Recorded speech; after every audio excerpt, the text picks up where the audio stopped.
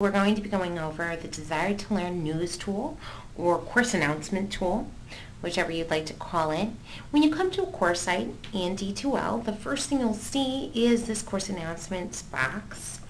So what you can do to go to the News tool is simply select this and choose Go to News tool. And the News tool is a great way for you to go ahead and post messages to your students. It's the first thing they'll see when they enter your course, and your messages can be released on a certain date or a time for your students. So how do you create a news item or a new posting? You just come over here to New Item, select New Item, and then you're going to want to put in maybe a headline. Maybe you have a weekly wrap-up that you post for your students.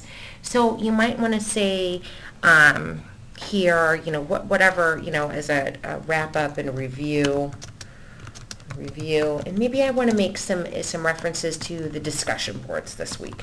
Discussion boards were, very, very active. I'd like to point out.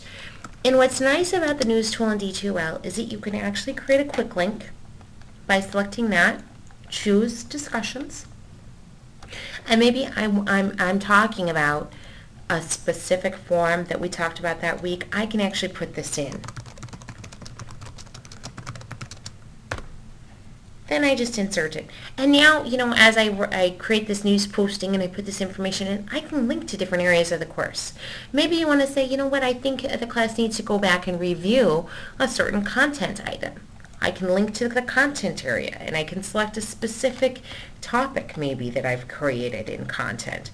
And I could say, please review this topic once again, and insert that as well. So it's very linkable. There's also quite a few options that you have for formatting. If you want to put in some bullet points, you can. If you want to insert an image, you could as well. So there's a lot you can do to format and add content to a news tool or item. You can also choose your availability. So you can choose that maybe you want to have this released on a specific time. Maybe I want this to be released in another 45 minutes or so. I could change the time here, and I could also have it removed at a specific date or time as well. I can add a file attachment if I'd like, or record an audio message for students too. There's some additional release conditions I can set, and then when I'm ready, I can either save this as a draft, or I could schedule it. So I'm going to choose to schedule it, and what that's going to do is going to schedule to release at the time that I selected it, 2:40. You'll see it created successfully message once you've created it. And now maybe I go back and I review this, and I say, I think I want to edit something. So to edit, I could select the title, and maybe I want to add, some more points here, some more information to the students. And now let's just say, I feel like I'm ready to post this. I'm going to choose now. And now when I come down, I can choose update. And what update means is it's going to post to the actual course site. I'm going to choose cancel. And now I'm going to show you how you would delete a posting. Let's say I decided I'm not going to make this posting. I'm going to, wait, and next week we're going to have a review instead. I can select this and I can choose delete. And it says this will delete selected news items. Are you sure? And you would choose yes. So that's how you would create a news item, and that's how you would delete a news item.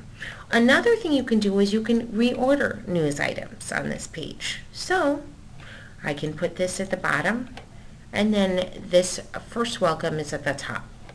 I can keep that kind of at the very top of the page. So now I'm going to go back to the courses main page, and here it is, and I've reordered it so that this message is at the top.